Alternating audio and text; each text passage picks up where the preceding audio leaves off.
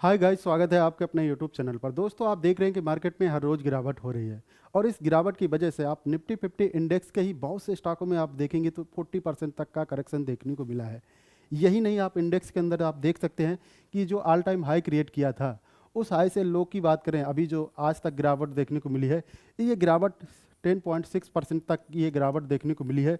अगर आप इनके स्टॉकों में निफ्टी 50 इंडेक्स के स्टॉकों में देखेंगे तो यहाँ पर ऐसे स्टॉक हैं जिनमें 20% से एबव का जो करेक्शन देखने को मिला है। ये 20 स्टॉक हैं, 21 स्टॉक हैं जिनमें आपको 20% से एबव का या आपको इससे ज़्यादा का आपको गिरावट देखने को मिला है। अब ऐसे में अगर आपको किसी स्टॉक को टेक्निकल बिहाफ पर कंसीडर करना है या बाय सेल देखना है तो कैसे आपको कंसीडर करना चाहिए, कौन से पैरामीटर आपको देखना चाहिए, कौन सा इंडिकेटर आपके लिए यूजफुल हो सकता है, और साथ साथ अगर आपको एफ ट्रेडिंग के अंदर आपको यहाँ पर 1 से 2 ट्रेड प्लान करना है तो कैसे आपको यूज कर सकते हैं। बेसिकली आपको एंट्री एग्जिट इस यहाँ से आप पता कर सकते हैं। यहाँ पर हम एक ऐसे इंडिकेटर का यूज करेंगे जिसका नाम है फिबोनाची रिट्रेसमेंट।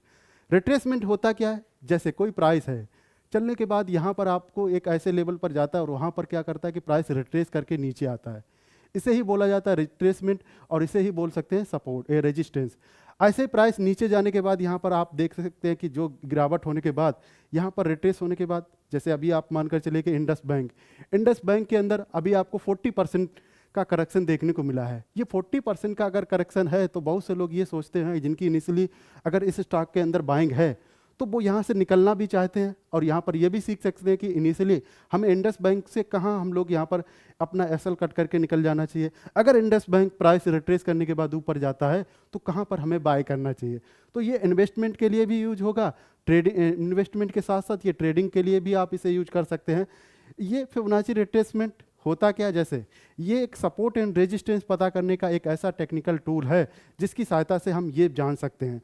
साथ साथ ये कुछ रेशियोज होते हैं, कोई प्राइस है इन्हीं लेवल्स पर आपको देखने को मिलेगा 0%, 23.6%, 38.2%, 50%, 61 पॉइंट, इन्हीं लेवलों पर हमें किसी स्टॉक का प्राइस कंसीडर करना होता है। जैसे मानकर चलिए कि कोई स्टॉक का प्राइस है, ये स्विंग मोमेंटम क्रिएट करता है और हम किसी स्टॉक को कंसीडर दो ही वजह से करते हैं। या तो हम किसी स्टॉक में एक ऐसे एक्युमुलेशन फेज में एंट्री करें जहां पर काफ़ी दिनों तक सस्टेन करता है और एक इस एक्युमुलेशन फेज के अंदर हम एंट्री प्लान कर सकते हैं, सपोर्ट पर हम यहाँ पर एंट्री प्लान कर सकते हैं। या एक्युमुलेशन फेज को जैसे ही निकाले, जैसे आपने देखा होगा कि रिलायंस के एक बड़े टाइम फ्रेम में, उस टाइम फ्रेम में 8 से 9-10 साल ये लगभग एक ही जोन पर ट्रेड करता रहा और जैसे ही 650 का लेवल ब्रेक करता है रिलायंस इंडस्ट्री, फिर उसके बाद कहाँ जाता है, हो सकता है कि आज ये आपको प्राइस ना देखने को मिलेगा। ये आप ऐसे मानकर चलिए कि आप इसका अगर आप अभी जो आपको बोनस देखने को मिला था उसी उसी के हिसाब से अभी उसका बाद फिर उसके बाद इसका प्राइस कहाँ चला गया था, लगभग 3100 के प्राइस पर गया था। तो उस एक्युमुलेशन फेज में आपको कंसीडर करना होता कि जो एक्युमुलेशन फेज में आप किसी भी एक्युमुलेशन फेज में आप अगर आप किसी स्टॉक को बाय करते हैं तो यहाँ पर जैसे ही ये एक्युमुलेशन फेज से ये निकलेगा और ये क्या होगा कि जैसे ये एक रेंज से ब्रेकआउट होगा तो वहाँ पर आप एंट्री कर सकते हैं। या एंट्री के बाद यहाँ पर एक और तरीका होता है कि जब ये रिट्रेसमेंट ये एक्युमुलेशन फेज से निकलने के बाद यहाँ पर एक ब्रेकआउट करता है और ब्रेकआउट के बाद इनिशियली हम लोग एक पुल बैक को कंसीडर करते हैं, उसी पुल बैक में आप एंट्री प्लान कर सकते हैं। तो ये जो तरीका होते हैं इनमें आपको कंसीडर करना होता है या आप टेक्निकल इंडिकेटर का भी यूज कर सकते हैं। जैसे यहाँ पर हम देखते हैं कि किसी स्टॉक ने स्विंग क्रिएट किया, जैसे ये एक स्विंग क्रिएट किया और यहाँ से चलना शुरू किया और यहाँ पर एक रेजिस्ट लिया, यानी ये एक रेंज पहुँचा है, इसे ही बोला जाएगा रिट्रेस, और रिट्रेस के बाद प्राइस नीचे आ गया। यहाँ पर आपको ये जो लेवल्स ऐसे आपको देखने को मिलेगा, इन्हीं लेवलों पर ये 0% देखने को मिलेगा, 23.6%, 38%, 50%, 61.8% और ये 100%, यानी 0 से लेकर 1 के बीच आपको इस तरह से प्लान करना होता है। ये आपको इंडिकेटर आप यहाँ से ऐसे आप देख सकते हैं। जैसे हमने इसे इंडेक्स को लिया, जैसे ये स्टॉक का प्राइस, ये इंडेक्स का इस समय जो चार्ट आपको जो देखने को मिलेगा, ये जोन रहा, ये एक्युमुलेशन जोन भी कह सकते हैं या कहें साइडवेज। यहाँ पर आपको किसी भी तरह से ट्रेड नहीं प्लान करना। साइडवेज में अगर आप ट्रेडिंग करते हैं तो ये मानकर चलिए कि यहाँ पर मैक्सिमम चांस यही होगा कि आपके एसएल हिट हो। तो ऐसे जोन पर आप यहाँ पर ट्रेड के लिए कभी भी प्लान ना करिए। एक्युमुलेशन फेस आप देख सकते हैं कि लगभग 10-12 दिन यहाँ पर मार्केट एक ही रेंज में ट्रेड करता रहा। ये आप कह सकते हैं कि ये 24,400 के एक रेजिस्टेंस ये रहा, और सपोर्ट की बात करें तो ये एक साइकोलॉजिकल लेवल जो 24,000 का, ये 24,000 का ये एक साइकोलॉजिकल लेवल्स रहा। इन्हीं लेवलों पर बहुत दिनों तक मार्केट रहा और जैसे यहाँ पर एक मोमेंटम क्रिएट करता है, ये स्विंग आप देख सकते हैं। ये फिर इसके बाद कहाँ पर लगभग आप कैलकुलेट करेंगे तो ये आपको 1200 पॉइंट का लगभग ये आपको मोमेंटम देखने को मिला था। तो एक ये स्विंग क्रिएट किया, फिर उसके बाद यहाँ पर इनिशियली प्रॉफिट बुकिंग यानी ये रिट्रेस किया, फिर इसके बाद फिर पुल बैक के बाद यहाँ पर आपकी एंट्री होती है, फिर इसके बाद एक नया हाई ऑन हाई पर ट्रेड करता है। तो आपको यहाँ पर अब मानकर चलिए कि आपको ये डिसीजन लेना है कि आपको इस स्टॉक में अगर आपने बाइंग कर ली है तो यहाँ पर इनिशियली आपकी यहाँ पर आपकी गिरावट होने लगी। मानकर चलिए कि आपकी अक्टूबर के मंथ में आपको यहाँ पर इस स्टॉक में आपकी होल्डिंग है, तो कहाँ पर आपको एग्जिट कर लेना चाहिए। जैसे यहाँ से आपको ये 0 लेवल्स देखने को मिलेगा, ये 1 का लेवल्स, ये 1 का लेवल्स। अब जैसे ही स्विंग हाई से लेकर स्विंग लो या लो से लेकर हाई तक 0 पॉइंट स्विंग लो होगा और हाई तक आप जैसे ही मिलाएंगे तो ये लेवल्स देखने को मिलेंगे, जैसे ये लाइंस आपको देखने को मिलेगी। इनिशियली अगर आपकी बाइंग पोजीशन है तो यहाँ पर आपको क्या करना चाहिए, यहाँ पर आपको एसएल, जैसे यहाँ पर आपकी पोजीशन यहाँ से आप एग्जिट कर सकते थे। जैसे पहला जो लेवल्स होगा 25,840 का ये लेवल्स होगा और जैसे आपने देखा कि इसको ब्रेक डाउन कर दिया तो आप यहाँ पर ये समझ सकते थे कि अब इनिशियली स्टॉक में यहाँ पर एक सेलिंग मोमेंटम देखने को मिल सकता है, यानी यहाँ पर सेलर लोग एक्टिव हो चुके हैं। और यही आप देख सकते हैं कि अगला जो सपोर्ट रहा 25,495 का, इस सपोर्ट को भी अगले ट्रेडिंग सेशन में ये ब्रेक डाउन कर देता है। लेकिन इसकी इंपॉर्टेंस की बात करें, यहाँ पर आपने देखा होगा कि 2 कैंडल्स ने यहाँ पर भी आपको सस्टेन देखने को मिला और यहाँ पर प्रॉफिट बुकिंग होने के बाद एक यहाँ पर भी कैंडल्स। अब बड़े टाइम फ्रेम में, आवरली टाइम फ्रेम में या कहें 30 मिनट या 30 मिनट के टाइम फ्रेम में आपको यहाँ पर बहुत बड़ा मोमेंटम देखने को मिलेगा। हो सकता है कि यहाँ पर काफ़ी टाइम तक यहाँ पर मार्केट ने कैंडल्स का यहाँ पर पैटर्न्स देखने को मिला होगा। लेकिन इनिशियली आपको यहाँ पर देखा कि यहाँ पर भी मार्केट फंसता हुआ देखने को मिला। ऐसे आपको 0.5 के जो लेवल्स है यहाँ पर भी आपने देखा था कि यहाँ पर भी मार्केट ने ट्राई किया था एक पुल बैक को यहाँ पर, लेकिन वहाँ पर भी सेलिंग प्रेशर था, यानी मार्केट में एक्सट्रीमली बियरिश सेंटिमेंट्स थे और इस वजह से उसको भी सपोर्ट ब्रेक डाउन कर देता है। लेकिन आपको इन लेवलों पर मार्केट फंसता हुआ देखने को मिलता है, जैसे यहाँ पर और यहाँ पर। अब इसके बाद जैसे ये जो साइकोलॉजिकल जो लेवल्स रहा 24,000 का, जहाँ से मार्केट ने एक स्विंग क्रिएट किया था और यहाँ पर उसके बाद जैसे ब्रेक डाउन किया तो यहाँ पर भी लगातार 2-3 दिनों से लगभग 400-500 पॉइंट की सेलिंग देखने को मिली है। अब यहाँ पर आपको, जैसे यहाँ पर आपकी इस स्टॉक में या कहें इस इंडेक्स में आपकी एंट्री थी तो यहाँ पर आप एग्जिट कर लेते, यहाँ पर अपना एसएल के साथ सेल करके निकल जाते। अगर किसी को 60 के लिए 60 पोजीशन क्रिएट करनी होती तो यहाँ पर एक 60 के लिए देख सकता था। कहाँ से 60 के लिए, जैसे ये लेवल्स पहला टूटा है, जब भी स्टॉक का प्राइस ऐसे जाता है हाई ऑन हाई और जैसे हाई ऑन ये हाई क्रिएट किया होता है, ऑल टाइम हाई कहें या 50 वीक हाई, फिर उसके बाद एक इनिशियली एक जो लेवल्स होगा प्रीवियस हाई, वहाँ पर मार्केट हमेशा ही सस्टेन करेगा। यहाँ पर ट्राई करेगा कि यहाँ पर लोग सोचेंगे कि ये एक मेजर सपोर्ट रहा, यहाँ पर बाइंग करने के लिए हो सकता है कि कुछ क्वांटिटी में या कहें कुछ लोग यहाँ पर अप्रोच करें, जिसकी वजह से यहाँ पर प्राइस यहाँ पर काफ़ी देर तक ट्रेड करेगा। अब इनिशियली अगर सेलिंग जो लोग सेलर गैंग ज़्यादा अगर एक्टिव है तो ऐसे में ये सेल टूट भी सकता है। तो यहाँ पर हम ये नहीं कहेंगे कि ये यहाँ पर एक ही इस समय इस स्टॉक में या कहें डाउन ट्रेंड शुरू हो गया। डाउन ट्रेंड हमेशा तब कहेंगे कि जब मेजरली जब पहला सपोर्ट ब्रेक डाउन हो, दूसरा सपोर्ट जैसे ही ब्रेक डाउन हो, तब हम कहेंगे कि स्टॉक में अब डाउन ट्रेंड शुरू हो गया। जैसे यहाँ पर आप देख सकते हैं कि पहला ये जो सपोर्ट ब्रेक डाउन किया, दूसरा ये सपोर्ट ब्रेक डाउन किया, तो हम ये समझ सकते हैं कि यहाँ पर ये अब इस स्टॉक में डाउन ट्रेंड शुरू हो गया और अगले लेवल्स जैसे ही 25,250 के नीचे जाएगा, यहाँ पर हम एक सेल के लिए यानी शॉर्ट की पोजीशन यहाँ पर क्रिएट कर सकते हैं। और वही हुआ, जैसे यहाँ पर आप देख सकते हैं। इनिशियली आप यहाँ पर एसएल के लिए क्या जा सकते थे, जैसे 25,250 के नीचे आपकी सेलिंग है तो आपका एसएल जो 25,495 ये जो अपनी जो लाइन्स होगी ये हमारा एसएल के तौर पर यहाँ पर हम लोग जा सकते हैं।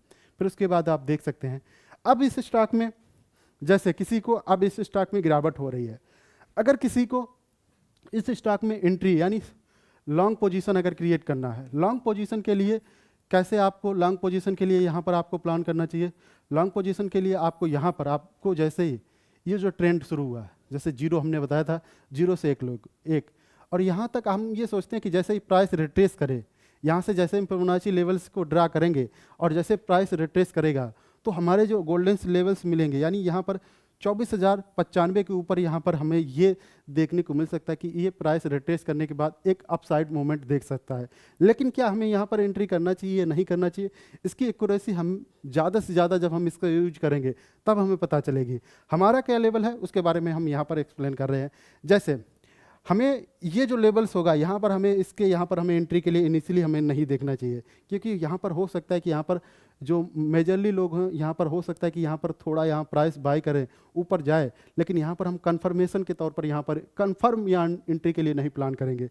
हम हमेशा ही ये जो लेवल्स होगा यहाँ पर हम 0.5 के ऊपर जैसे ही मार्केट जाएगा, यानी 24,800 कुछ 800 के ऊपर जैसे ही 880 के ऊपर जाएगा तो यहाँ पर हम एक इनिशियली लॉन्ग पोजीशन के लिए यहाँ एंट्री करेंगे। तो हम ये कहेंगे कि ये जो स्विंग रहा, ये जो यहाँ पर जो ऑल टाइम हाई से लेकर और इस रिट्रेसमेंट के बाद अगर पुल बैक आता है तो ये जो रिट्रेसमेंट का अगर 50% करेक्ट होगा तभी हम यहाँ पर एंट्री के लिए प्लान करेंगे। तो इस तरह से आपको प्लान करना चाहिए 24,880 के ऊपर। और इनिशियली हमारे टारगेट क्या होंगे, 25,200 हमारा टारगेट होगा और 25,600, और इसके बाद ये ऑल टाइम ये टारगेट्स होंगे। इनको हम एसएल ट्रेलिंग एसएल के साथ इसे इन टारगेटों के साथ जा सकते हैं।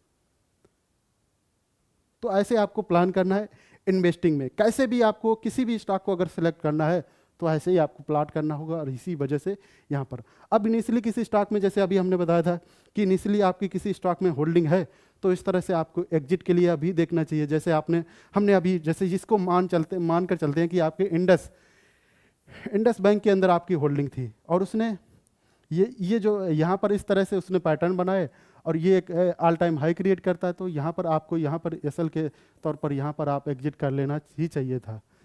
अगर ऐसे करते तो आपको 40% जो आपको लॉस हुआ है वो बच जाता। ऐसे ही अगर हमें कहें कि अगर हमें एफएनओ के अंदर हमें ट्रेड प्लान करना है, जैसे आपने देखा कि मार्केट के अंदर एक दिन की कैंडल्स में 400 पॉइंट के मूवमेंट होते हैं।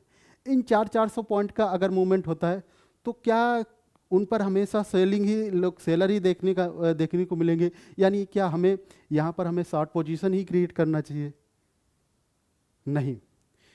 छोटी छोटी जो कैंडल्स होंगी, 15 मिनट की कैंडल्स होंगी, 5 मिनट की कैंडल्स, ये कुछ और ही बात कह रहे होंगे।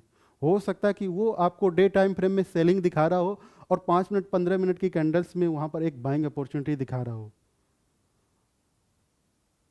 तो इसे कैसे प्लाट करना चाहिए? जैसे यहाँ पर आप देख सकते हैं, ये लगभग आप ये चार्ट देखेंगे तो ये नवंबर का चार्ट है। 1 तारीख को ये चार्ट आपको देखने को मिलेगा। मार्केट जैसे ये आप 1 तारीख से पहले जाएंगे जैसे 31 अक्टूबर या 30 अक्टूबर के चार्ट को देखेंगे तो इस तरह से आपको पैटर्न्स देखने को मिलेगा। यहाँ पर आपको देखने को मिला, जैसे यहाँ पर आपने देखा कि इस जगह आने के बाद यहाँ पर अगले दिन क्या होता है कि यहाँ पर गैप अप ओपनिंग होती है, यानी मार्केट को लगता है कि लोगों को लगता है कि यहाँ पर गैप अप ओपनिंग होती है और एक पर्टिकुलर एक लेवल जो 24,369 के लेवल पर जाने के बाद यहाँ पर रिट्रेस होता है और उसके बाद प्राइस नीचे आ जाता है। अब यहाँ पर आपने देखा कि जो पहली जो कैंडल 5 मिनट की जो कैंडल्स बनी, 15 मिनट की जो कैंडल्स बनी उसको ब्रेक डाउन करता है, और 15 मिनट कैंडल या पहली कैंडल्स पर कैसे डिसीजन लेना है ट्रेडिंग के बारे में जब हम एफएनओ की क्लास लाएंगे उसके बारे में हम वहाँ पर हम बताएंगे कि ट्रैफिक लाइट में कैसे आपको एंट्री करना है। अगर किसी क्विक में अगर हमें स्कैल्पिंग करनी है तो कैसे डिसीजन लेना है, कहाँ पर आपको एंट्री करना होगा, तो ये कैसे मोमेंटम को आपको कैसे कैप्चर करना है, इसके बारे में जब हम सेपरेट वीडियो बताएंगे उसमें हम लोग वहाँ पर डिस्कशन करेंगे। तो इनिशियली हमें आपको यहाँ पर ये देखना है कि इस तरह से आपने देखा कि ये प्राइस फॉल होता है और उसके बाद यहाँ पर रिट्रेस करता है। ये जो 23,814 का ये जो लो क्रिएट करता है और उसके बाद रिट्रेस करने के बाद यहाँ पर पुल बैक आता है। जैसे अभी हमने बताया कि अगर इंडस बैंक या कहें टाटा मोटर्स के अगर अंदर एंट्री देखना है तो कैसे प्लान करना चाहिए, ये आपको यहाँ पर इस तरह से एग्जाम्पल के माध्यम से समझ सकते हैं। जैसे ये रिट्रेस करने के बाद इस तरह से प्राइस गया, ये जो लेवल से था 0.786% का, यहाँ पर क्या आपको एंट्री करना चाहिए था, लेकिन आपने देखा कि यहाँ पर एंट्री हुई, टारगेट भी हो गया। लेकिन अगले यहाँ पर आपको देखेंगे अगले मोमेंटम में यहाँ पर मार्केट नीचे आता है लेकिन एसएल नहीं जाता है, तो हमें यहाँ पर कंफर्मेशन नहीं मिली। फिर उसके बाद अगला जो लेवल्स था 24,000 के ऊपर, 24,025 के ऊपर 0.618% के लेवल्स पर, यहाँ पर भी आप देखेंगे तो यहाँ पर आपको एंट्री के लिए एक पुलबैक का यहाँ सेटअप बना था, ये कैंडल्स का हाई और उसके बाद पुलबैक के बाद यहाँ पर आपको एंट्री के लिए यहाँ पर अलर्ट देता है। लेकिन हमने कहा था कि आपको 0.5 पर एंट्री करना चाहिए। ये कन्फर्मेशन, जैसे यहाँ पर आपको कन्फर्मेशन मिली, फिर उसके बाद यहाँ पर कैंडल्स ने पुल बैक बनाया। हो सकता है कि आपको जो आवरली कैंडल्स या कहें 13 मिनट की कैंडल्स में ये क्लियरली विजुअल होगा कि एक बड़ा पुल बैक। फिर उसके बाद जैसे ही आपकी जो एंट्री होती है, कहाँ पर एंट्री होती है, 24,100 के ऊपर आपकी एंट्री होती है। और उसके बाद ये आप देख सकते हैं हमारा इनिशियली क्या टारगेट था, 24,157 का टारगेट, फिर उसके बाद 24,238 का टारगेट, और ये देख सकते हैं कि कितना बड़ा स्विंग क्रिएट करता है।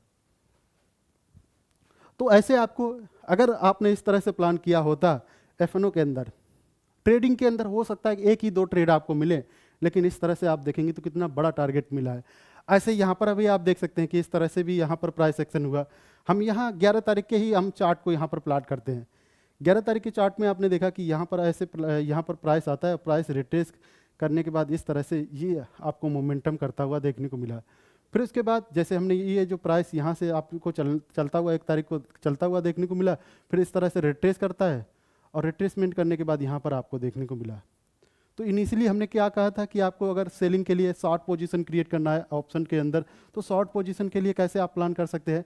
जैसे यहाँ पर आप देख सकते हैं कि 0 पॉइंट से 1 के बीच हमने फिबोनाची लेवल्स यहाँ पर ड्रा किया, और उसके बाद यहाँ पर आप देख सकते हैं कि यहाँ पर आपकी एंट्री इस तरह से ये लेवल्स देखने को मिले।